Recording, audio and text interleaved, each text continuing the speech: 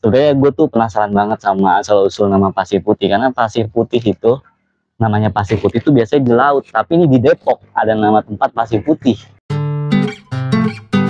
Kali ini gue udah bareng Mas Wisnu dari Depok Bersejarah. Kita lagi sama-sama mengeksplor wilayah pasir putih. Gue udah coba mencari tahu sama Mas Wisnu asal-usul namanya.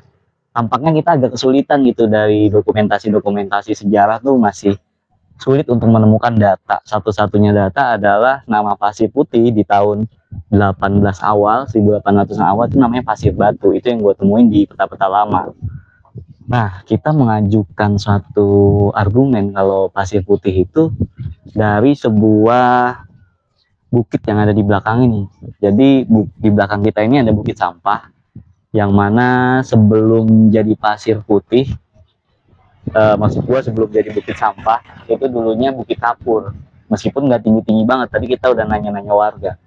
Nah, sekarang gue pengen denger dari Mas Wisnu, kalau lu informasi yang lu dapat tentang Gunung Kapur itu gimana? Karena gini, sebelum gue ke situ, gue kasih tahu dulu, dalam bahasa Sunda pasir itu punya kemungkinan berartinya bukit gitu.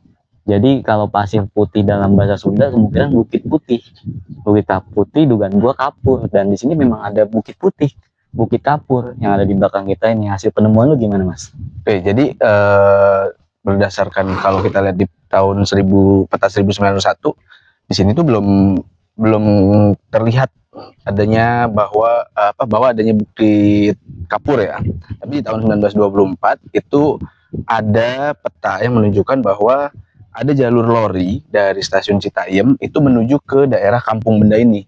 Nah, setelah ditelusuri juga lebih jauh, ada juga di media massa koran pada saat itu bahwa di Depok, tepatnya di Citayam itu ada komoditas yang berupa kapur.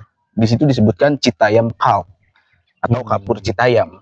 Nah, berdasarkan situ juga itu diangkut melalui lori. Nah, dilihat dari jalur lori yang ada di peta 1924 itu menuju akhirnya itu di sini, di daerah Kampung Benda ini, di seberang sana. Ya. Dan maka bisa dikatakan bahwa di tempat ini dulunya itu merupakan sebuah tambang kapur. Yang sekarang sudah jadi bukit sampah. Gitu. Berarti memang betul pernah ada di sini ya? Ya, makanya kalau kita lihat dari Google Map, walaupun itu nama jalan kita nggak tahu nama resmi atau tidak ya, ada nama jalan Kapuran di daerah Kampung Benda ini. Nah, kalau kita cocokkan dengan jalur lorinya, itu sama, jalan yang sekarang ada itu sama dengan jalur lori yang dulu dilewati dari Kampung Benda ini ke Jembatan Serong sampai ujungnya di stasiun Citayam. Tapi menarik juga ya, kenapa bisa ada bukit kapur di daerah sini gitu. Sebenarnya di sekitaran sini apa ada bukit kapur juga sebetulnya? Kalau di wilayah Depok sendiri, bukit kapur itu identik dengan daerah pekapuran yang ada di Cimanggis. Nah, itu mungkin kalau kita lihat konten dari Depok Heritage Community itu sudah dibahas lengkap bahwa di daerah pekapuran itu dulu ada kayak tungku pembakaran kapuran itu. Nah, jadi orang kalau di Depok itu pahamnya kalau kapur itu ya ada di pekapuran. Manggis. Nah, tapi ternyata di daerah Sawangan ini juga ada. Ya. Sawangan. Iya, ini maksudnya perbatasan ya. Perbatasan Cipayung. Jadi kalau dari sini lihat, di sini kita berada di Sawangan, tapi di seberang sana itu maksudnya Cipayung. Iya. Tuh. Ya, daerah sekitar Sawangan sini ternyata ada bukit kapur. Dan ini posisinya memang di tepi Kali Pesanggerahan. Ya, ini yang di bawah ini sebenarnya kali ini. Kali Pesanggerahan. Ya. Tapi karena beberapa waktu lalu longsor, jadi ini tergenang. Dan kalau kita lihat ya kayak jadinya kayak setu. Gitu. Tapi ini bukan setu pasir putih ya, pasir putih di sisi yang lain. Yang jadi pertanyaan buat gua tuh sebenarnya, apakah yakin kalau nama pasir putih itu asalnya dari bukit kapur ini? Kalau tadi berdasarkan dari Mas Rizky ya, misalkan pasir itu berarti bukit, ya kita tidak bisa memastikan, tapi itu pilihan alternatif jawaban. Ya. Karena kalau misalkan pasir putih itu berkaitan biasa di pantai, ya di daerah sini kan nggak ada pantai. Betul juga. Tuh. Tapi kita memberikan alternatif jawaban bahwa mungkin ya kalau kita lihat pasir itu diartikan dari bahasa Sunda itu bukit. Ya karena kalau dari sini view-nya itu Bukit Kapur. terlihat jelas ya. Anggaplah ini misalkan sampah ini putih itu adalah kapur ya. Iya. Bisa kemungkinan besar orang dari wilayah Pasir Putih ini akan melihat itu Bukit Putih atau Pasir Iya. Putih. Iya, betul. Sebenarnya kalau ngomongin Pasir Putih, salah satu peninggalannya ada juga yang namanya Setu Pasir Putih. Nah, ya. Apakah jangan-jangan di Setu itu dulu ada pantai Pasir Putih? Pantai Setu, menurut Iya. gimana Mas? Mungkin nggak?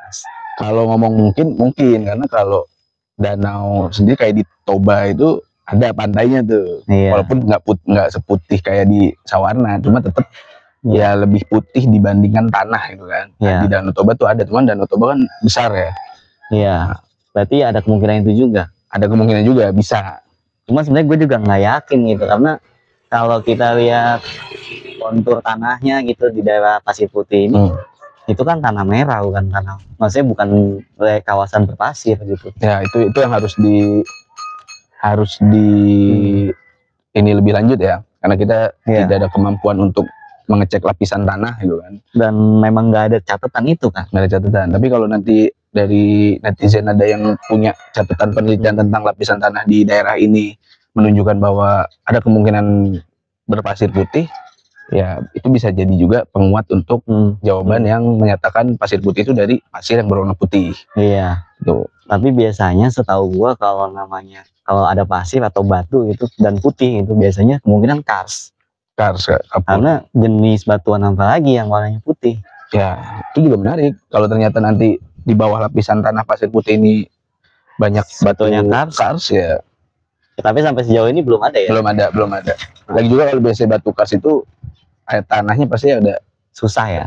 Sering ya. Rasanya juga rasa kapur gitu. Seperti yang ada di daerah Gunung Kidul. Iya. Jadi kalau misalnya kita berasumsi nama sebelumnya Pasir Batu, berarti kalau kita balik ke nama Sunda nih, Pasir Batu, berarti pasirnya, bukitnya banyak batu. Apa berarti sebenarnya nggak harus putih dong? Kalau batu apa aja bisa gitu. Ya. Apakah di kawasan ini ada bukit yang berbatu?